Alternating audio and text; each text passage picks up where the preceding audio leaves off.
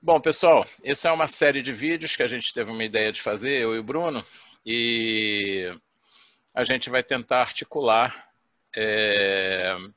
a cultura pop com algumas disciplinas da área de letras, mas não necessariamente somente da área de letras.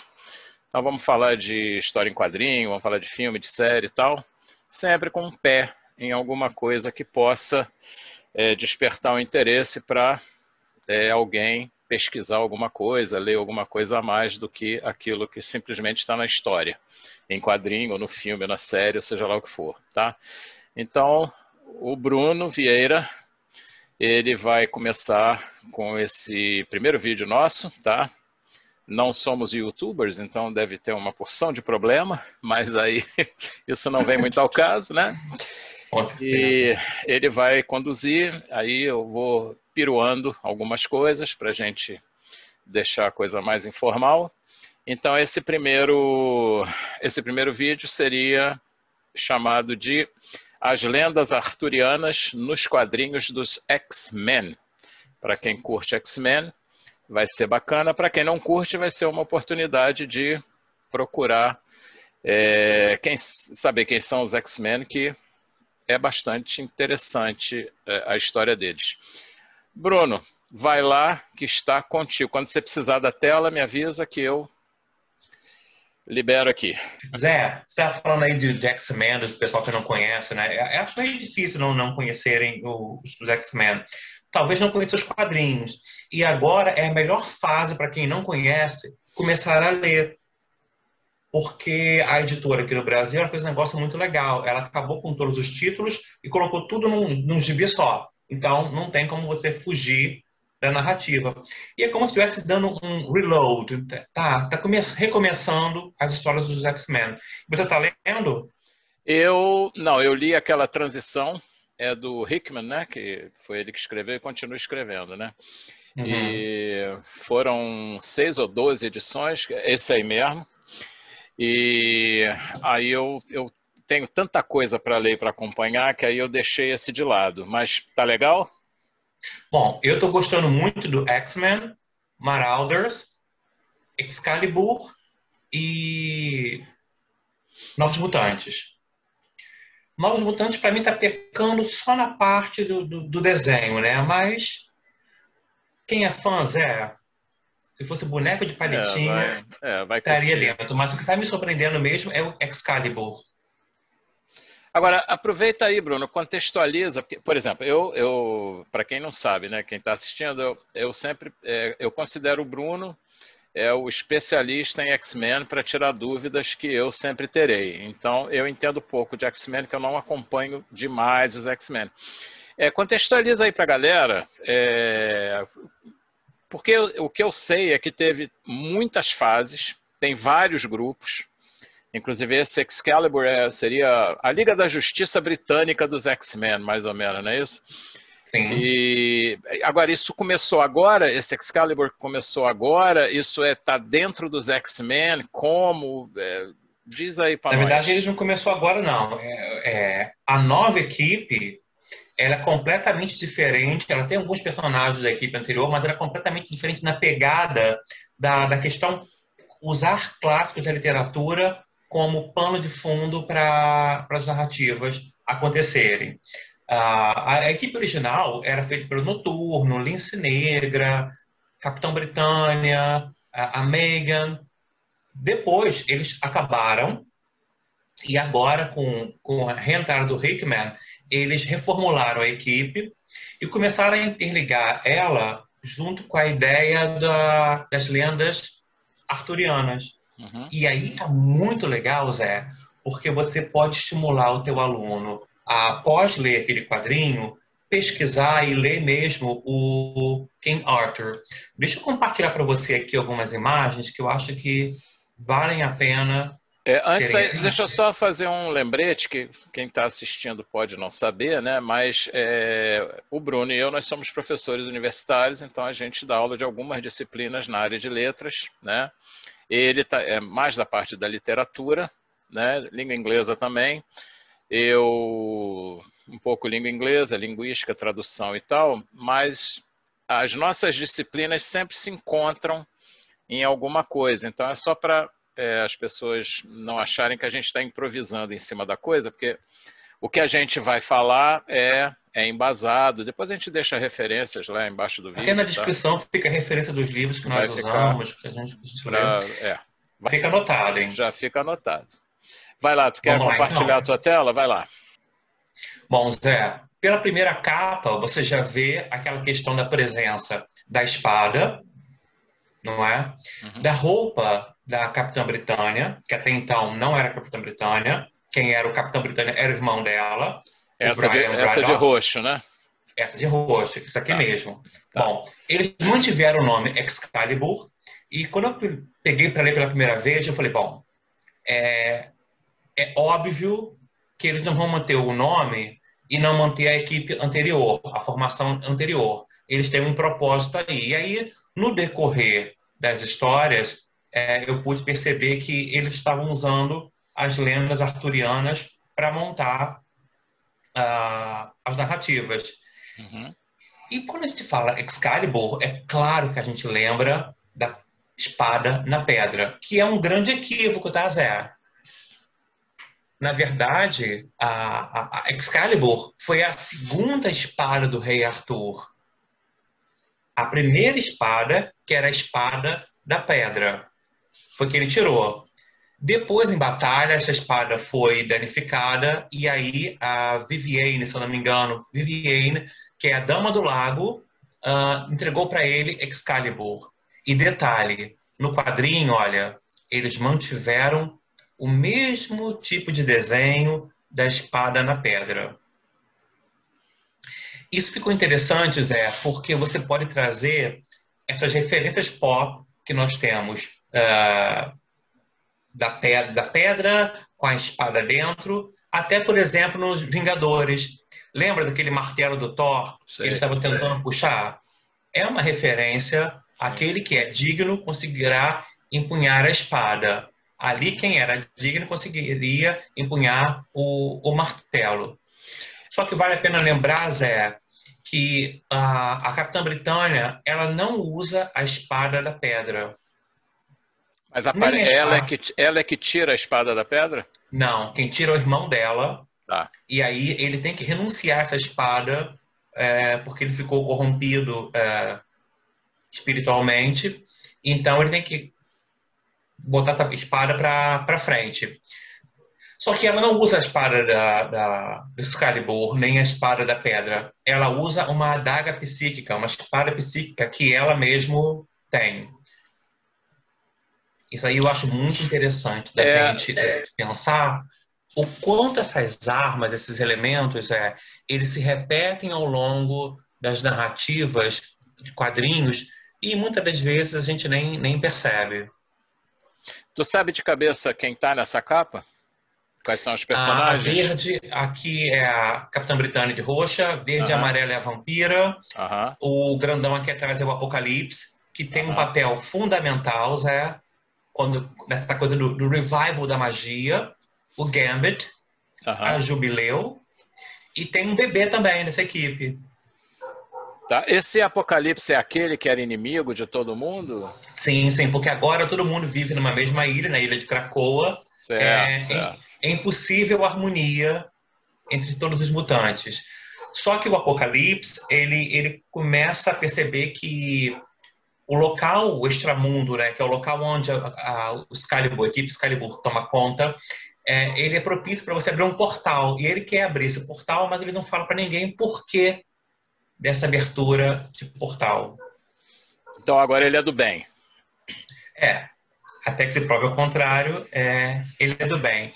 E quando a gente fala de portal, Zé, eu me lembro muito da questão de Camelot. Eles mantiveram aquele mesmo cenário, Zé. Ó, o castelo. O que na literatura do Thomas Malory é Camelot, lá continua como Camelot, mas ele é uma realidade paralela à nossa, chamada Extramundo. E era governada pelo rei Arthur Pendragon. Só que, por algum motivo, ele desaparece e quem vem tomar o reino, né, quem vem tomar posse do trono, é a bruxa Morgana Le Fay. Agora, olha que curioso. Você tem a Inglaterra como equipe de mutantes para defender o país. Mas, ao mesmo tempo, essa equipe de mutantes defende uma outra realidade, um outro local chamado Extramundo, que também pertence à Inglaterra. Cara, na hora que eu li isso, eu falei, peraí, só lembrei de Omibaba, o local da cultura. E essas questões de países que foram colônias da Inglaterra. Sim. Zé, você também deve ter visto também, porque se eu vi, você viu. Vamos combinar que a nossa idade está pareando aí, né? Lembra que somente em 1997, Hong Kong foi entregue para a China? Aham. Até então, nessa foto aqui a gente vê, olha, até então ele era colônia da Inglaterra. Por um acordo político, né, a China deu aquela parte, cedeu aquela parte para a Inglaterra, mas somente em 1997 é que voltou a fazer parte da China. E me lembra muito essa questão da colonização. Por que a Inglaterra ela detém o domínio do extramundo? Se lá tem um rei, por que ele não entrega a esse rei o governo desse extramundo? Colonização, imperialismo, dá para trabalhar imperialismo nisso aí também, né? Com certeza, com certeza. A única diferença é que a Inglaterra ela não extrai nada do extramundo, como uma colônia recebe exploração do colonizador, né? Simplesmente eles se julgam donos do extramundo, ficam lá governando ele, a equipe Excalibur toma conta, vai lá quando tem algum problema, mas não larga o osso, vamos dizer assim no popular. Certo. Não larga o osso. E a Morgana Le Fay, que depois eu queria até falar o nome dela, ela luta contra isso.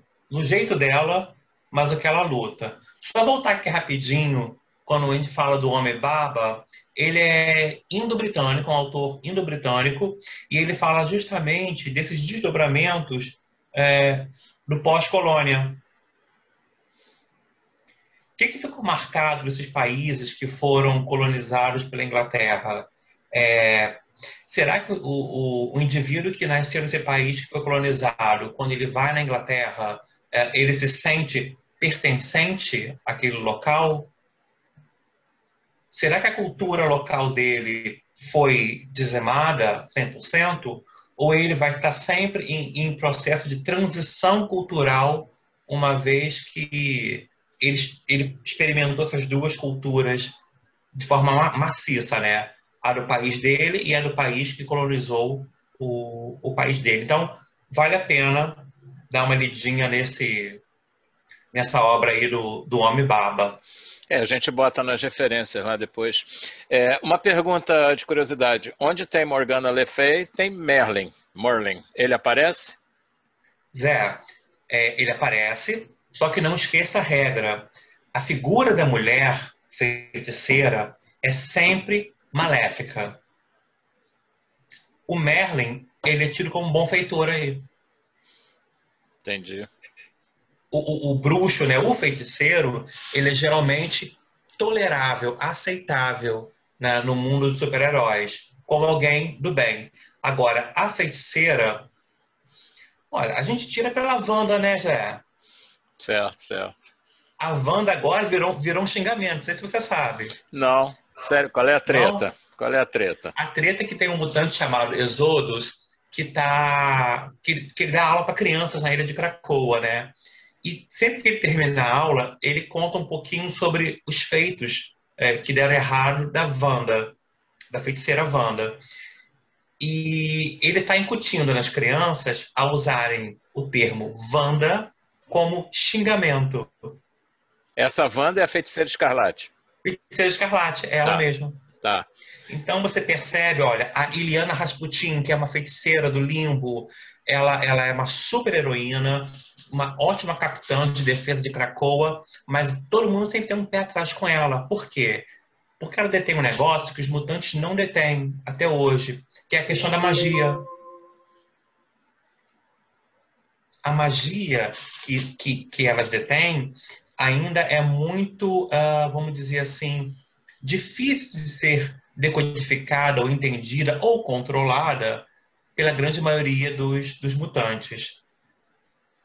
E eu gosto da figura da Morgana Le Fay quando ela toma o trono de Camelot no quadrinho, porque a ideia delas não é escravizar ninguém, não.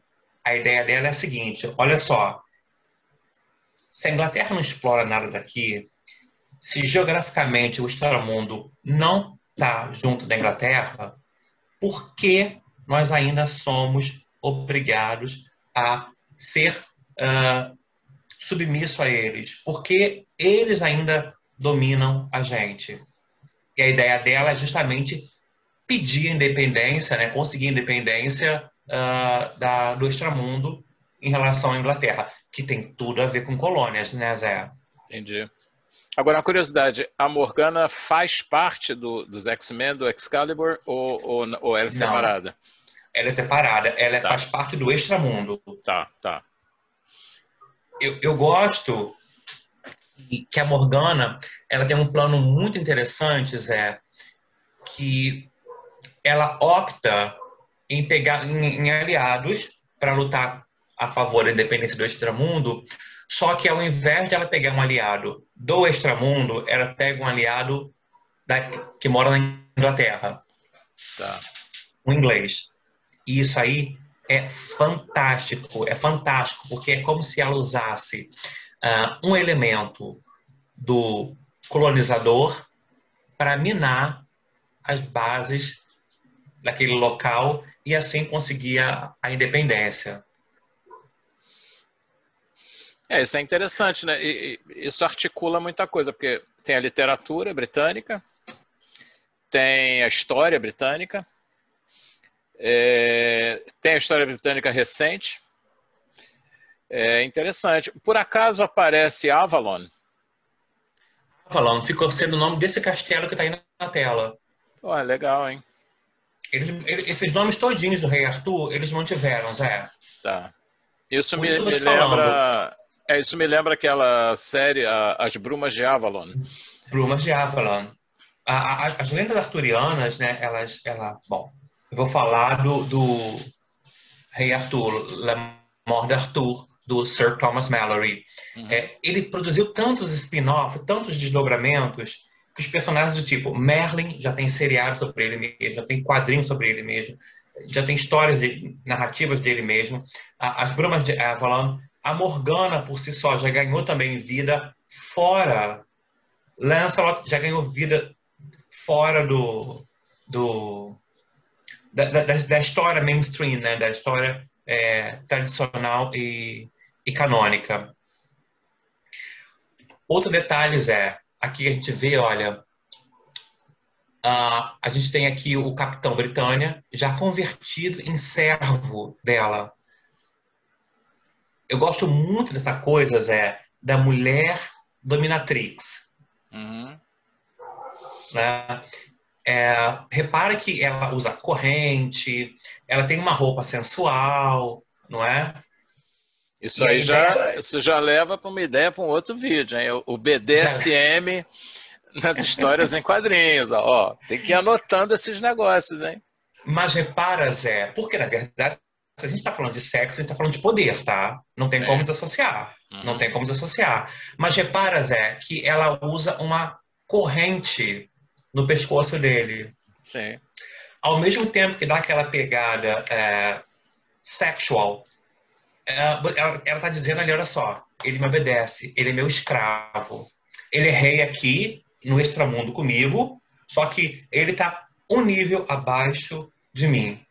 Que é o master, a relação, né? Master e slave, que É. qualquer relacionamento tem, Zé, não tem como fugir. E que no BDSM especificamente é o dom e o sub. Sim, né? sim, sim. Nesse caso é a dominatrix e o submissive, né? Mas eu gosto muito dela, da figura da feiticeira fazendo isso. Sabe por quê, Zé? Ela dá o pontapé inicial com a magia. E depois ela só ganha na retórica. Entendi. E se você for parar para ver, nas lendas arturianas, Morgana e Merlin, antes de serem feiticeiros, eles eram baita políticos. Merlin tomou conta daquele reino junto a Arthur só buzinando no ouvidinho dele. E Morgana sempre foi contra a corrente, né? Ela sempre foi aquela que ia além, que ia contra, nunca aceitava. Não pela questão de achar que estava sendo oprimida, mas ela sempre se encaixou muito bem nesse papel de dominatrix, de dominadora. Só de curiosidade, porque está nessa linha, acontece alguma trans entre eles? Não, não acontece. Não Aí, acontece. aí nesse caso é só poder mesmo. Sim. Mas você quer afrodisíaco maior que o poder? Não, não, não, mas eu queria saber se rolava alguma coisa para complementar a coisa do Não, dom e do sub. não. Eu acredito que, na verdade, nem rolaria nada, porque ela deveria considerar ele sujo. Sujo por ele ser inglês. Ele não fazer parte do extramundo, entendeu? Sim. Acredito que o grande prazer dela mesmo está em dominá-lo. E repara, Zé, o cara tem uma espada enorme aqui, ó, atrás. Em momento algum ele rompe a corrente, ele ataca ela. Claro, primeiro que ele está dominado psiquicamente, né? Mas repara que ele está submisso total a ela. Se a gente for passar também para o nome, Zé, estava pesquisando aqui, Morgana é referente. Olha que dicotomia o nome dela. Morgana é referente àquela que vem do mar, aquela que vem da água. E Le Fay, Fay, se você colocar um U aqui, que a pronúncia fica igual. Agora fala Le Fay, em francês, é o incêndio. Ou seja, ela é água, ela é elemento água e ela é elemento fogo. E aí, se a gente for parar para ver elemento água e elemento fogo, Zé, ambos têm a ideia da criação da vida e destruição da vida. Renovação, purificação, essa Interessante. história do duplo. E você falou uma coisa interessante que você falou da espada do cara, o tamanho da espada, sempre lembrando que a espada é um símbolo fálico, né? Completamente, completamente. E ele morre pela espada, claro, né? Ele morre, né? Ele é liberto pela espada. Só que a espada, ele nunca levanta a espada para ela. Agora, conversando com você, Zé, eu estou vendo muito mais detalhes de um contrato entre um sub e um dominador do que eu tinha percebido antes, sabia?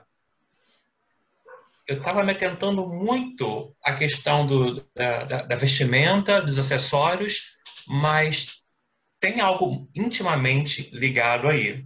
Não, aqui tem vários símbolos, porque esse colarzinho, inclusive isso vende, você pode comprar em qualquer lugar, tanto para homens quanto mulheres, né? Porque o homem pode ser dominador ou sub, mulher idem. Então, você compra isso. Claro que você não vai desfilar pela rua com a corrente, mas eu já vi andando por aí pessoas com esse colarzinho e Um com... cadeado.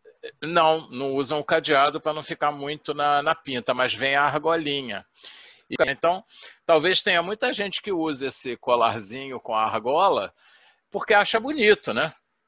Sim, sem saber a real intenção dele, né? O Ou real pelo menos, significado. ou numa outra área de atuação tem um significado que de repente para as pessoas não tem, nem tem que ter, né? Pois é, pois é. Mas no quadrinho ele é bem presente, tá? Tanto que ele, por baixo desse colar tinha um amuleto da justiça. Ele passa para a irmã dele, esse amuleto da justiça, aí sim, que a irmã dele se torna a Capitã Britânia. Ou seja, quando ele passa aquele amuleto que foi dado por Merlin em Roma, ele diz, meu pescoço agora, ele diz, né, metaforicamente falando, né, Zé? Meu pescoço agora recebe um outro colar, um colar da minha rainha. E ainda nessa questão das oposições, né, que existe, Inglaterra, Extramundo, a Morgana Le Fay com o Capitão Britânia. Eu queria falar um pouquinho, Zé, sobre a Psylocke. Lembra dela, a ninja? Sim. Cara, olha só, né? Eu estava no outro dia relendo Tomás Tadeu, Identidade e Diferença, e eu pensei, gente, peraí, isso aqui é tipicamente questão de identidade que essas duas personagens vêm passando, para sua surpresa, Zé, desde a década de 80. É interessante, hein? Na década de 80, a Capitã Britânia, que não era a Capitã Britânia, era Elizabeth Braddock, ela ficou presa dentro do corpo da Qui-Gon, essa ninja oriental. Então ela perdeu as feições inglesas dela e obteve feições orientais. Então ficou nesse corpo oriental coexistindo a Qui-Gon e a Elizabeth Braddock. Só que sempre a Elizabeth Braddock tinha muito mais controle do corpo e das atitudes do que a Qui-Gon. E a Qui-Gon sempre ficava renegada. E aí eu estava relendo Identidade e Diferença, eu falei, peraí, a briga dessas duas não é uma briga de mocinha e vilã, até porque todas as duas são mocinhas, né? São heroínas. A briga dessas duas se diz respeito à colonização dos corpos. Ela pode ser entendida como um processo de colonização. Por quê? A britânica tomou o corpo da japonesa e assumiu a vida dela a partir dali. E não permitiu que ela agisse mais nada da vida dela. Só que olha só, Zé, já estamos em 2021. Essa tomada de corpo aconteceu na década de 80. Olha quanto tempo esse negócio ficou sem ser resolvido. Agora também tem um outro ponto interessante, né? Que embora seja um corpo dentro do outro, e um prevalece, mas os dois continuam existindo, né? As duas mentes. As duas mentes continuam existindo. Só Continuam depois, existindo, né? para dizer a verdade, foi em 2000, foi em 2000, quando nós tivemos o retorno do Logan, né?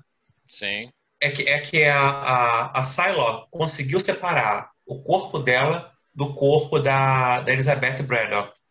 Então, assim, a Elizabeth volta a ter as características físicas típica inglesa e a Psylocke, ou Qui-Gon, como ela é chamada o nome real dela, manteve as características físicas japonesas. Mas repara, a Qui-Gon sempre lutou pela emancipação física desse corpo. O que é o papel de qualquer colônia, Zé. Sim. É o que busca qualquer colônia. Lutar pela sua emancipação. Aí eu fui ler, peraí, aí lembrei logo do Stuart Hall, né? Ver como é que ele trata a questão na pós-modernidade, porque se elas passaram quase que 30 anos coexistindo de boa entre aspas, tá, Zé? De boa porque a Elizabeth está sempre calando a Qui-Gon. Por que agora resolveram se emancipar? Questão de identidade, Zé. Sinal dos tempos também, né? Sim, sim. E não tem. Depois de 97, eles terem devolvido a Hong Kong, não tem por que você manter ainda uma personagem colonizando o corpo da outra. É diferente de um mutante que consegue vampirizar o outro e assumir o corpo dele. É diferente. Ali ficou muito diferente, porque esse embate entre as duas sempre ocorreu às escuras. E nunca ninguém conseguiu resolver. Até porque a treta só podia ser resolvida entre elas mesmo. Super interessante, Zé. Vale a pena muito olhar essa questão pelo viés político. E a gente pode até pensar como é que está a política de relacionamento da Inglaterra com os países orientais atualmente, né? Está favorável, não está favorável? Com esse processo de pandemia, então, não sei como é que estão as coisas, né? Mas repara que na capa do quadrinho você já vê que elas estão meio que vão lutar entre elas. Na verdade, elas nunca chegaram a lutar entre elas, tá? Elas se evitam em Cracoa. Então, onde uma tá, a outra não tá. Aí sempre tem alguém que erra, esquece, chama a Braddock de Psylocke e ela fala, olha, me chama de Betsy, por favor. Não me chama desse nome, não. E E aí as duas pertencem fica... ao Excalibur? Não. Só quem Tá, pertence ao Excalibur é a Betsy, tá, que virou a Capitã Britânia. A tá. Psylocke, ela tá em Cracoa, ela tem até a equipe dela agora, porque ela descobriu que ela tinha um filho que foi tomado dela. Então, ela está numa outra jornada de vida. Agora, até parece, ela está recomeçando a jornada de vida dela de forma a montar a identidade dela. Uhum. Entendeu? Porque até então, ela era vista como a ninja assassina. Só que quem estava tomando conta do corpo, a ninja oriental assassina, só que quem estava tomando conta do corpo da Quainon era a Elizabeth. Então, quem respondia pelos atos era a Elizabeth, Que era a britânica, no caso, né? que era a britânica. Olha aí quanta Ela- leitura, né? Que subjugava a oriental. Sim, sim. E que cometia os crimes, entre aspas, né? Pois é. Mas quem levava fumo por Aí. ser que dava cara era a oriental. Ou seja, o país mais poderoso fazendo as atrocidades, cometendo as atrocidades, e quem responde é o outro. É aquela coisa do. Olha aí que coisa. Olha o dom e o sub de novo. Cara, como que isso está presente nesse quadrinho, Zé? Não é? Fica muito estranho a gente pensar assim, será que a pessoa que está lendo capta isso tudo? Porque está muito na entrelinhas, entendeu?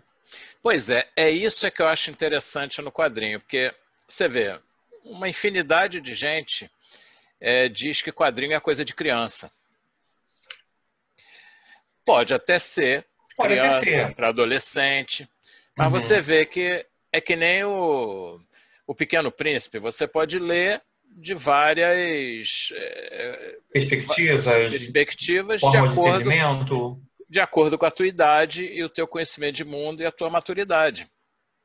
Agora, o quadrinho é muito rico. Você vê quanta coisa a gente já comentou aqui, quanto link já fez até para esses livros, para a questão que, de repente, nessa história pode ser mínima, mas que tem a ver, que é a questão do BDSM, né, da dominação, né?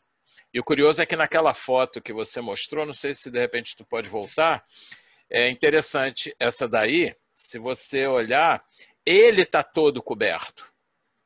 Ela, a coxa está de fora.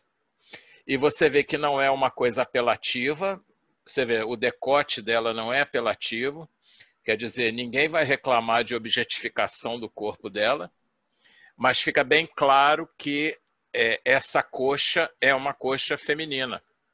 Sim, Né? E sim. você vê, ele todo, eu achei curioso, ele total, até a cara dele não aparece completa.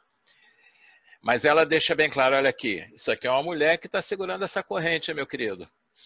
Ele é maior, olha só, ele é maior que ela, ou Porra, mas seja, é um puxando a muito. corrente, ele já levava ela para longe, mas não é, existe o código da relação tá ali. E esse cara da direita, fortão, com esse bracelete enorme, e os É o caras, Apocalipse. pois é, e os caras lá atrás de guarda, e o Apocalipse também não faz nada, e ela olhando para ele com aquela cara de antes de entrar no UFC, né? É. Tipo assim, vai encarar, querido? Vai Vai, encarar. né? Interessante isso aí. E é claro, Zé, que o Howard, que está agora à frente do Excalibur, que está fazendo o roteiro do Excalibur, ele começou a pensar, começou a pegar mais fortemente aqueles elementos ultra presentes nas narrativas, nas lendas arturianas e na narrativa inglesa. Então, por exemplo, na literatura britânica, quando a gente fala de literatura norte-americana, Zé, eu gosto de pensar muito em cada um no seu quadrado. Então, você começa a escrever, mas chega um momento que você fala assim, tá, eu estou escrevendo para quem? Ah, para a minha comunidade, para esse grupo aqui. Porque você acaba fazendo muito mais sucesso na literatura norte-americana quando você escreve para o teu nicho. Então, você tem survival literature, queer literature, Afro-American literature, ou seja, chega um momento que você se divide e vai para um campo só, né? E cada um fica no seu quadrado. Poucos transitam de um em outro. Na Britânica, esse movimento é um pouco mais diferente. Na Britânica existe um chamado, uma coisa de que o personagem principal, o protagonista, ele precisa se perder para ele encontrar quem ele é. Na norte-americana, parece que ele se encontra quando ele chega no nicho dele, na comunidade dele. Tá, eu pertenço a esse grupo aqui. Na britânica, o protagonista ele tem que encontrar o self, quem ele é. E para ele se encontrar, ele precisa sair da ilha. Ele precisa experimentar o mundo, ele precisa se perder no mundo, e aí sim, quando retorna à ilha, é que ele fala, ah tá, eu sou fulano. Nessa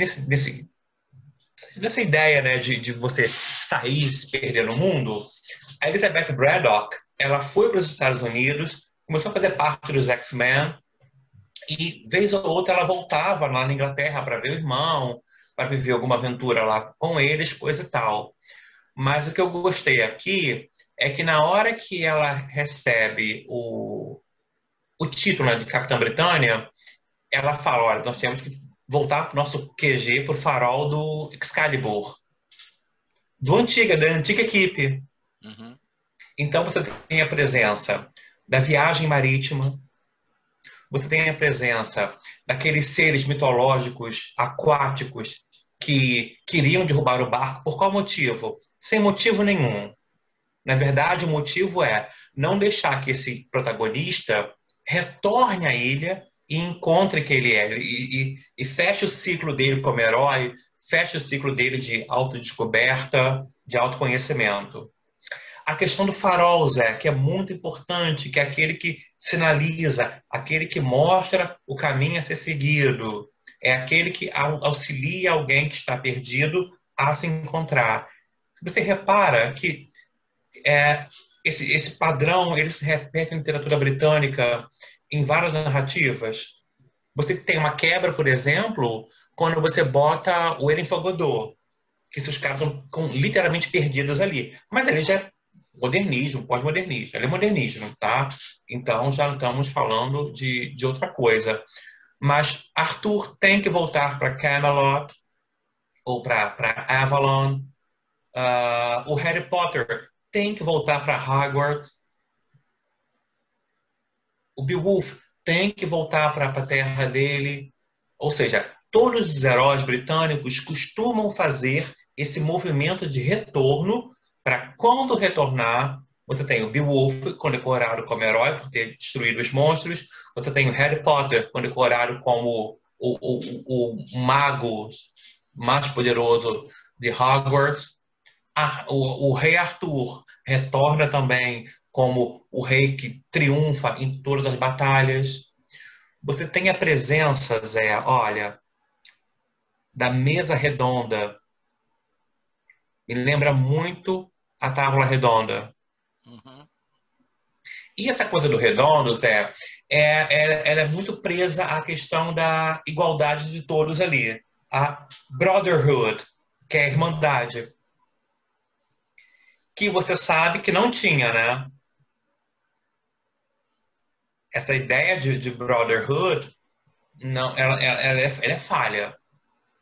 Nem todos são iguais. Não esqueça que Rei Arthur estava naquela mesa redonda, mas você tinha um Lancelot que pisava na bola com ele, Você tinha o Merlin que não sentava à mesa, mas ficava dando pitaco em Arthur como ele deveria agir. E esse mesmo tipo de comportamento acontece aqui nos quadrinhos. Olha, você tem a equipe em volta da mesa, mas elas não estão em harmonia. Os personagens não estão em harmonia, não estão sentados iguais, ou seja, eles estão separados. As expressões faciais deles indicam dúvida, questionamento, ou seja, a gente já pode esperar que nesse meio aí alguém ou vai trair, ou vai sair do grupo, ou alguém vai fazer uma coisa errada aí. A expectativa é que o Apocalipse faça a coisa errada, mas a gente não pode acreditar que ele não tem o dom de, ele tem um dom, ele não tem o merecimento de ser um ser em regeneração. Uhum. Esse que está na frente de terno, quem é? É o Peter. O Peter, ele é agente do MI13, que é o Serviço Secreto Especial da Rainha. Tá, Então, quando a rainha soube que o Excalibur estava reunido novamente, ela mandou o Peter lá. tá.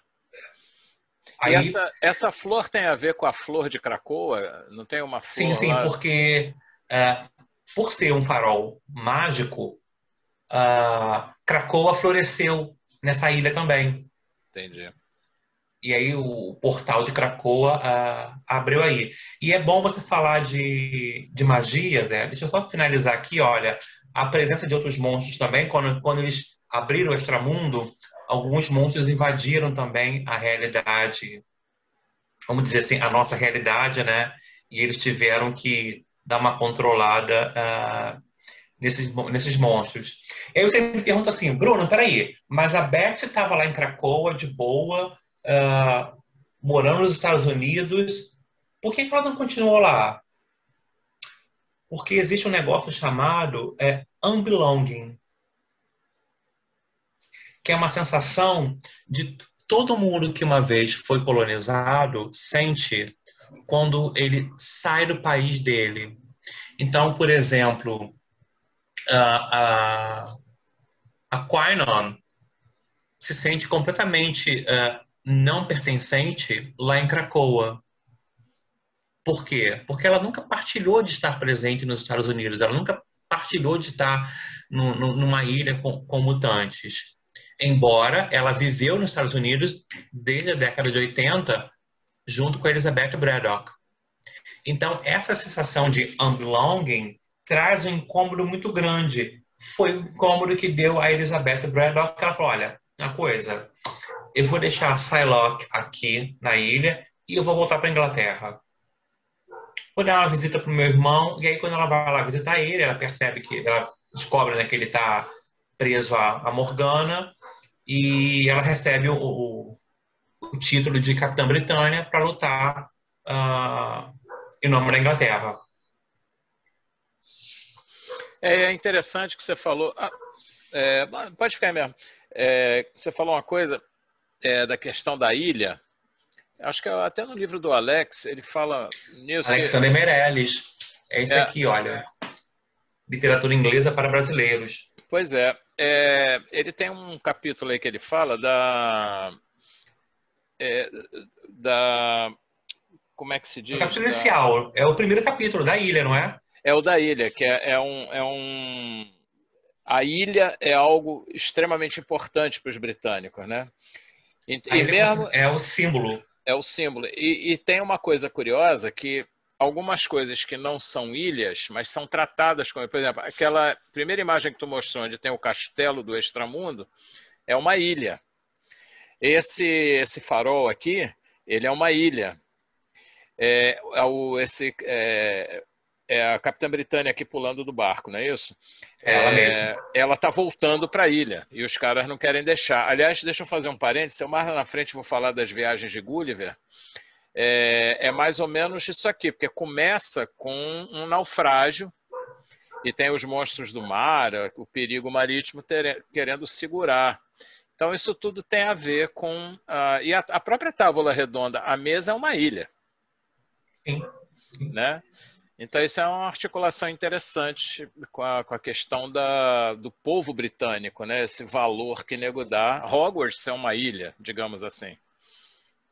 Né? É uma questão do isolamento, né, Zé? Não podemos esquecer também que Krakoa, a nova nação mutante, é uma ilha.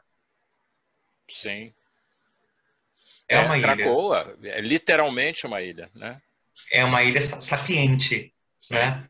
Eu acho isso muito legal, muito interessante mesmo.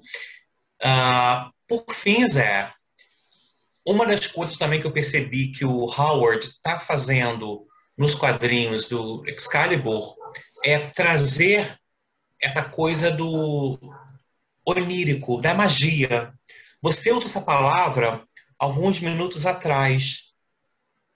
Você falou a palavra magia alguns minutos atrás.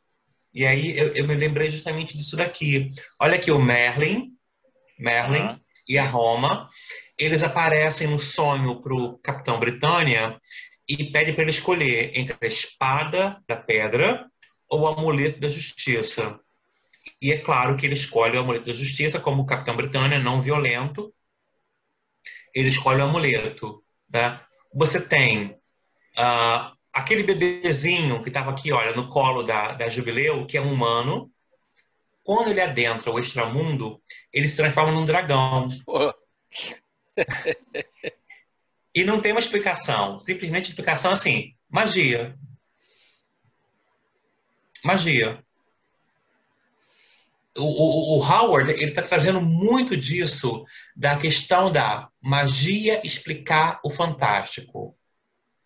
E eu acredito que é crucial a presença do Apocalipse aí. Porque o Apocalipse, a gente nunca viu ele trabalhar com magia. A gente sempre viu ele trabalhar com questões da civilização antiga. Mas a magia em si nunca foi forte dele. Até porque ele sempre teve muita tecnologia naquela nave dele, na pirâmide dele. Então, você pensa, quando você vê tecnologia, você automaticamente você descarta magia. E, no entanto, ele começa a entender que a magia é algo extremamente forte e presente com os mutantes, muito mais do que eles têm noção. E faz sentido, Zé. O que foi que mais dizimou os mutantes? Que reduziu aquele bando de mutantes para 198 mutantes. A magia da Wanda. Lembra? O sim. feitiço dela chega de mutantes? Uhum. Ou seja, o que o Apocalipse faz, na verdade, é reintroduzir a questão da magia junto às narrativas dos mutantes. Se for parar para pensar, quando a narrativa, né, La Mort d'Arthur foi escrita, existia também essa questão do cristianismo indo contra o paganismo, né, os druidas, contra os druidas e coisa e tal. A ideia, Zé, do Howard é justamente reintroduzir a magia como as adaptações de Rei Arthur está voltando a reintroduzir. Então, quando você tem adaptações que trabalham exclusivamente a Morgana ou exclusivamente o Merlin, você está tirando essa ideia das explicações racionais, você está oferecendo uma contracorrente ao cristianismo, da existência de um Deus só, coisa e tal, e está abrindo caminho para a inserção da magia, que dá muito mais pano para manga quando você cria uma narrativa fantástica do que se você usa tudo na explicação de uma maneira, vamos dizer assim, linear e racional. Uhum. Agora uma pergunta, esse bebê e dragão tem algum nome específico? O bebê, o nome dele é Shogo, mas como dragão, ele não tem nome, não. Tá. Não, porque acho que deve ser bobagem, mas o especialista em X-Men aqui é você. Você falou no Pendragon, na história ele é o quê mesmo? Ele é o rei. Porque na verdade ele é o pai do Arthur, né? Na Aqui na história, história do rei. na mitologia, ele é o pai do Arthur. Ele É. aparece? Não, não. O que a gente sabe é apenas que ele está desaparecido. É, porque eu fiz um jogo de palavras aqui, porque Pendragon. Olha o Dragon aí. Uhum. Eu não sei se esse dragão vai ter alguma coisa mais à frente na história. Ué, pode ser que sim.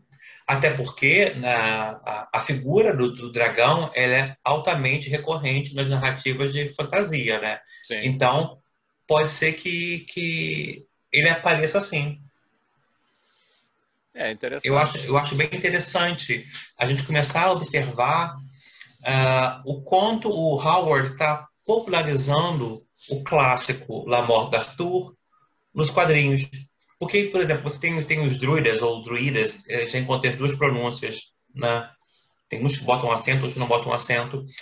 E aí, mas quem eram eles? Né? Qual era a função deles? Como é que eles se organizavam, né? Tinha uns que eram só juízes, outros que eram só magos, outros que eram só médicos. Tinha toda uma casta que obedecia. Você pode trabalhar a questão de colonização. Você imagine você falar sobre narrativas pós-colonialistas a partir das personagens Psylocke e Capitã Britânia. Uhum. Nossa, essa questão do não pertencimento que ambas sentem quando elas estão lá em Cracoa. E por isso elas acabam sempre indo para jornadas ou aventuras fora da ilha de Cracoa. Olha mais uma vez a ilha Isé. Repara, elas nunca estão satisfeitas na ilha. Elas É, só se definem é, quando elas saem da ilha. é simbólico, né? É simbólico. Mas, de qualquer forma, ela tem que voltar. O quanto o extramundo é uma grande metáfora para uma ex-colônia de um país considerado de maior poderio, né? Então, o Howard está trabalhando isso daí, ao meu ver, divinamente. Confesso para você que a primeira formação do Excalibur não me agradava, não, tá? Nunca fui muito feliz em gostar deles, não. Mas essa segunda formação agora está muito boa, porque tem muita coisa de britânica. Não só britânica, mas também como questão de identidade, questões políticas. Citei aí alguns livros, coloquei aí alguns livros para você ver, mas depois a gente coloca também na A descrição. gente coloca lá. Você terminou a tua partezinha? Posso falar alguma coisa? Eu tinha, claro que não é coincidência, quando você me falou desse tema, já te falei sobre isso, eu procurei duas coisinhas que me lembraram muito a respeito disso, né? A primeira, deixa eu levantar aqui a minha tela. Você falou de druida e essa coisa toda, druida é coisa celta, e os celtas foram talvez o primeiro ou segundo povo a ocupar aquela região da Grã-Bretanha. Eu trabalhei isso numa disciplina no ano passado, e é muito interessante porque existiu uma rainha, eu vou botar aqui na tela, só para eu poder falar, mas existiu uma rainha celta que o nome correto seria Boudica, que é o nome em inglês hoje, que significa vitória, né? Victoria. E na Renascença houve um erro de grafia e ela ficou conhecida como Boadicea. Então, até hoje, alguns livros de história, se você entrar no YouTube, tem vários vídeos falando, só que uns utilizam Boadicea e outros Boudica. A rigor, parece que esse aqui, Boudica, seria a grafia e a pronúncia correta, né? Então, ela foi uma rainha celta, mas daquela região das Ilhas Britânicas, né? E o curioso é que ela liderou uma revolta contra os romanos que queriam invadir. E ela derrotou os caras. Ela pegou todo mundo e olha só, sai daqui. Mas ela não tinha um rei junto a ela, não? Não, tinha, que era o marido dela. Só que aí o marido dela morre nessa primeira série de batalhas. E ela fala, então agora tá comigo. E ela Gente, que legal, hein, Zé? Pô, é do De novo cacete. essa figura da mulher tomando o poder, né? Que mete a porrada. Ela expulsou, mas aí voltou. Não, isso não é possível. A gente tem que voltar lá. Aí eles voltaram, mataram ela. E aí realmente dominaram a região, né? Isso foi por volta de 60, 61. Isso é parte da história britânica, é consenso, não tem... O que não se sabe é se ela se envenenou ou se ela morreu em batalha, né? Uhum. Mas eu acho isso interessante, primeiro porque tem a ver com esse tema da história da Grã-Bretanha que você está levantando aí, que articula com a literatura britânica nas origens, aquela coisa toda e tal. E aí o curioso é que tem um mangá que está saindo, eu acho que ele termina daqui a 3 ou 4 números, que se chama Radiant. Mais curioso ainda, esse Tony Valente é francês. Então esse mangá, acho que foi o primeiro mangá francês a fazer sucesso no Japão, e ele está vendendo que nem água lá. Eu, pessoalmente, gostei no início e depois achei meio chato, mas agora eu vou terminar a coleção porque está acabando. Faltam 2 ou 3, eu vou comprar tudo. Ele é da Panini, começou a sair em 2020. Agora, o que me chamou a atenção... Olha que eu vou depois te mostrar um negócio aqui. Tá. Nesse mangá, na história lá e tal, tem essa rainha da tal cidade lá que aparece, né? Ela aparece de repente lá pelo esse número 5 aí, eu acho, e tal. Ela é enorme, é uma rainha giganta, né? Aí você vê que ele desenha ela toda sensual e tal, não sei o quê. Aí tem umas brincadeirinhas, né? Porque olha os caras olhando de baixo, né? Aí imagina o que eles estão querendo ver, né? E aí tem altas piadas com isso. Esse mangá, até o número, sei lá, um pouco depois disso, tinha coisas bastante engraçadas. Inclusive, esse autor, ele trabalha muito com... os nomes têm tudo a ver com personagens da história. Então, tem um cara que é um sujeito violento, fascistoide lá, que é o Torquemada, e que está lá na Inquisição. E aí, quando você... Aqui mesmo, ele mesmo colocou, olha, Rainha Bodicê. Isso é francês. Uhum. É rainha de Sifandir, sei lá como é que ele quis chamar isso, né? E Bodicê, acho que não tem que ir muito longe para ver que é a búdica. É a Bodicea, quer dizer, um mangá, olha a coisa curiosa, um mangá francês vendido no Japão, né? E o autor articulou com uma rainha, essa búdica, né? O Bodicea, que vem de lá de trás, né? Quer dizer, é um troço interessante, né? Aí aqui tem mais imagem dela, e o pessoal, ela é muito querida, né? Então, e você vê que eles chamam Queen Bodicea. Queen, né? É interessante essa mistura. E aí ela dá um beijo em alguém, não vou nem lavar meu rosto mais e tal, não sei o que, ela me beijou. E eles ficam Mas, sempre... Zé, o desenho aqui, ele é bem pop, né? É bem mangá mesmo, É bem né? pop. Repara que ele fala assim, a rainha, Queen.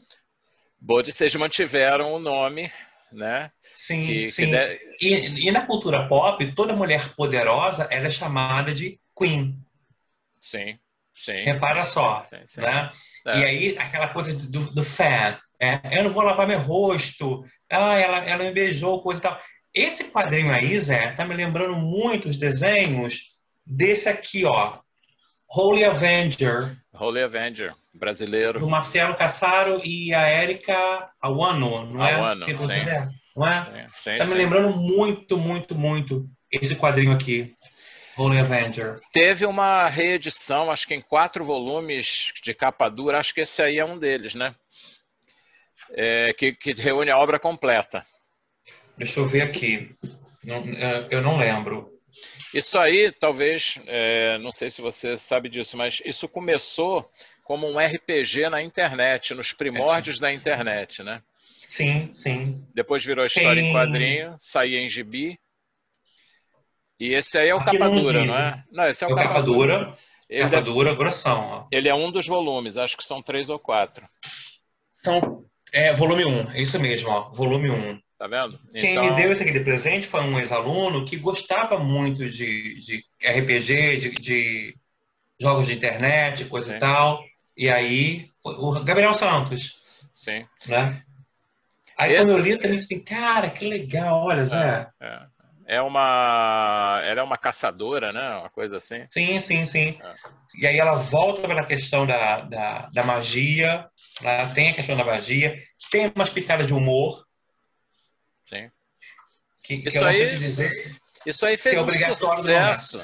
Fez um sucesso desgraçado, cara. Isso aí é, assim, é marco digamos assim, nos quadrinhos, eu diria mundiais, né? Mas é brasileiro, né?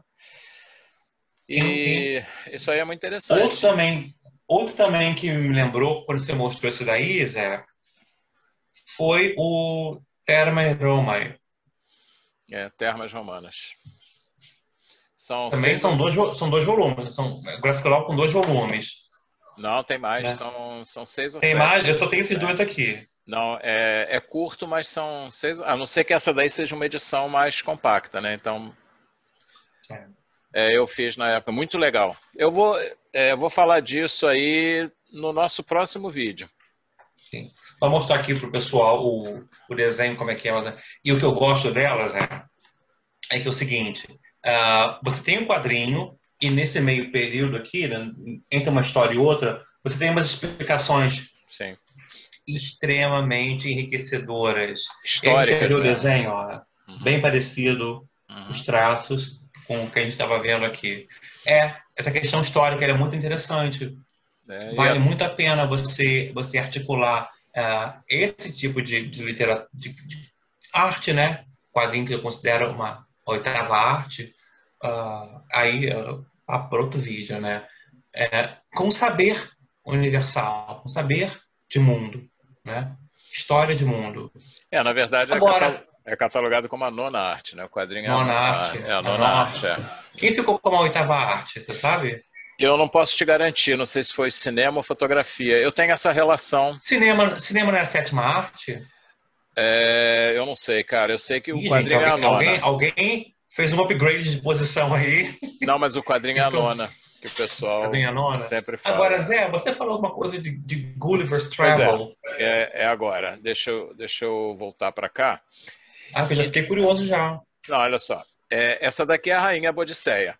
E você vê Minha que tem. rainha, olha. Pois é, tem tudo a ver com aquilo que eu falei da Rainha Celta que baixou o sarrafo nos romanos, expulsou eles de lá. Eles Uhum. voltaram, mataram ela, mas enfim, ela é poderosa. E aí, olha, ela é uma gigantona, né? Isso me leva diretamente para as Gulliver's Travels, que são as viagens de Gulliver, do Jonathan Swift, que é literatura britânica também. Tônica. Ele publicou isso em 1726, é século XVIII, né? Acho que já é romantismo, o início do romantismo, final do anterior. Você vê que em inglês tem um título enorme, um subtítulo enorme, né? Mas ficou conhecido mais como Gulliver's Viagem de Travels, Gulliver. que é Viagens de Gulliver, né? Por que eu estou chamando a atenção disso? Todo mundo sabe que as Viagens de Gulliver, o Gulliver é um cara que sofre um naufrágio, acaba numa ilha, e que tem os liliputianos, que é tudo gente pequenininha, né? Uhum.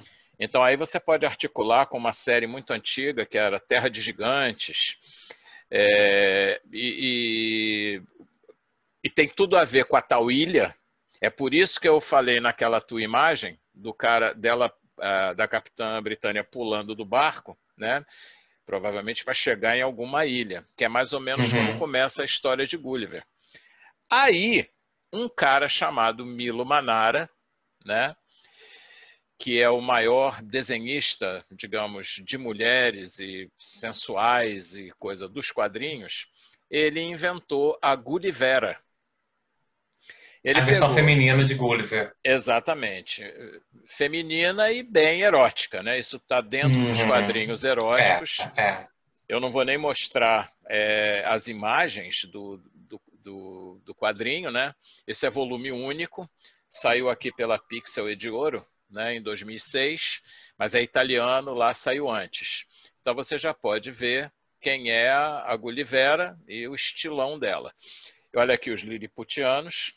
Tem uma outra imagem legal dela, já do meio do... Essa eu posso mostrar aqui. Então, ó, Mas eu estou vendo essa imagem, mas se você for parar para ver, esse perfil, esse tipo de pose é tipicamente de propaganda, é uma imagem que a gente chama de imagem pop, é pin-up, são é pin-ups. pin-up, Ele é. desenha pin-ups. Agora, a história é comprida e ele parte da mesma coisa do Gulliver e aparece no meio do naufrágio, ficou bem igual àquela tua imagem lá. Uhum. E aí ela desmaia e acaba. Aí de novo volta a questão da ilha, que eu acho interessante na viagem de Gulliver, porque será que aquilo foi um sonho do Gulliver? Será que aquilo é um mundo mesmo? Será que aquela terra existe? Ou será que é um extramundo? Aí, Né? olha o que você falou, será que foi um sonho? Olha a presença do onírico aí, mais uma Exatamente, vez. exatamente. E com Agora, ela... independente do que Fala, fala. seja, Uhum. essa experiência na ilha mudou ele como pessoa. Sim, e vai mudar ela. E vai mudar Só a que, Gulliver também? né, na verdade, para o caso dela, não muda. Libera aquilo que ela já era, aquela sensualidade, aquele erotismo todo, que aí sobe até onde tem que subir, A entendeu? 10ª potência, vamos Mas dizer você assim. vê, é aquela coisa da giganta, dos pequenininhos, né? Que aí eu articulei com a Bodicea, né? É, e tem toda essa questão do onírico, da ilha, do sonho, do não sonho, do extra Ou seja, corpóreo, alguma coisa. inevitavelmente, a gente percebe que há uma recorrência, né, dessa questão de sair da ilha, experimentar o mundo, voltar para Sim, a ilha, né? sim. Ou seja, a ilha é sempre aquele ponto que ele retorna e, olha, modifiquei, vou de novo, ó, modifiquei, vou de novo, ó, e detalhes, eu estava vendo aquele desenho ali de, você pode botar o desenho de novo, mais uma vez, Qual? por favor? Esse último agora. Deixa eu pegar ele aqui. Esse aqui? Sim, eu mais uma vez bato na tecla de poder. Sim. Porque essa frase dela é de muito deboche. Ai, cuidado com meus cabelos. Eu prometi que eu não ia me mexer, mas não apertem demais, tenham dó. É claro que ela conseguiria se libertar Não, ela aí já está deles. liberta. Ela aí já está liberta. Já está liberta? Ah, Já. então. Porque tem uma. É que a outra imagem eu não quero mostrar, que aparece ela de frente. Também.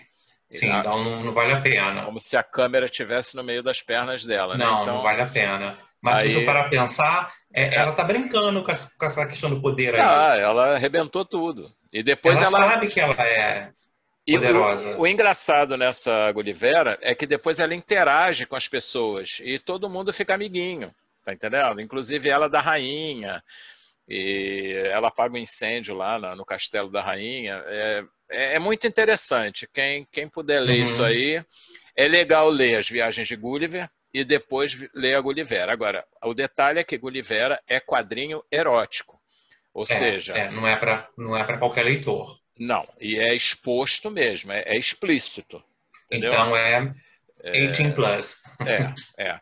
E ele acho que Over 18. ele pega outro trabalho também, joga aí, mas é muito legal para você ver essa. É como se fosse uma adaptação do Gulliver para os quadrinhos eróticos na cabeça do Manara, né? Que Sim. é um cara... E aí, como é que a gente conseguiu ver, né, Zé, a história da Inglaterra, É, a literatura e suas adaptações presentes em coisas pop culture, né? sim. Quadrinho, graphic novel, né? Mangá. Cara, muito bom mesmo. Isso é uma coisa interessante, porque tem estudiosos dos quadrinhos que apontam isso, mas vale para a cultura pop de modo geral. Quem escreve para a cultura pop é gente, digamos, de hoje, seja da época que for.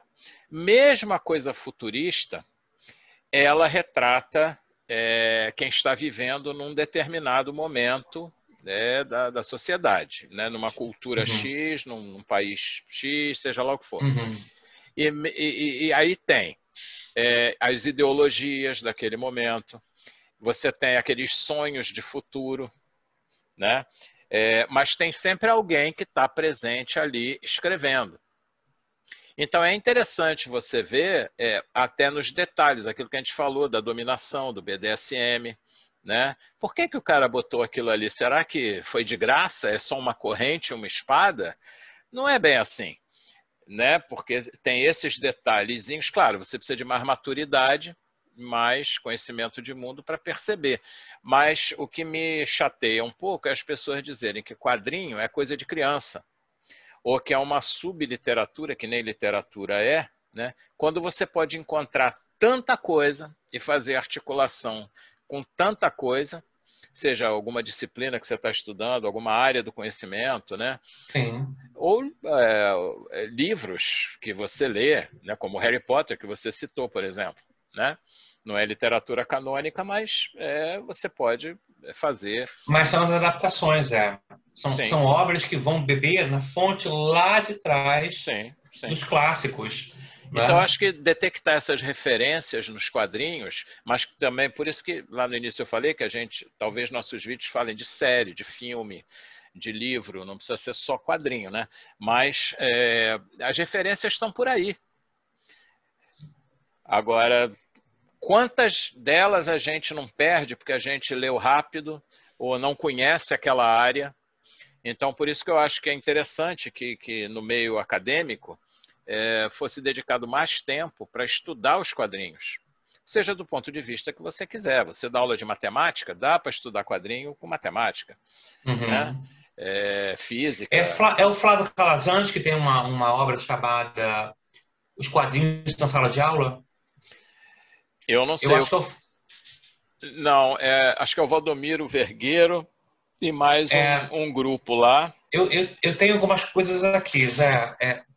Eu acho até interessante trazer para dar uma enriquecida aqui A gente pode, de bibliografia. a gente pode criar um vídeo sobre isso.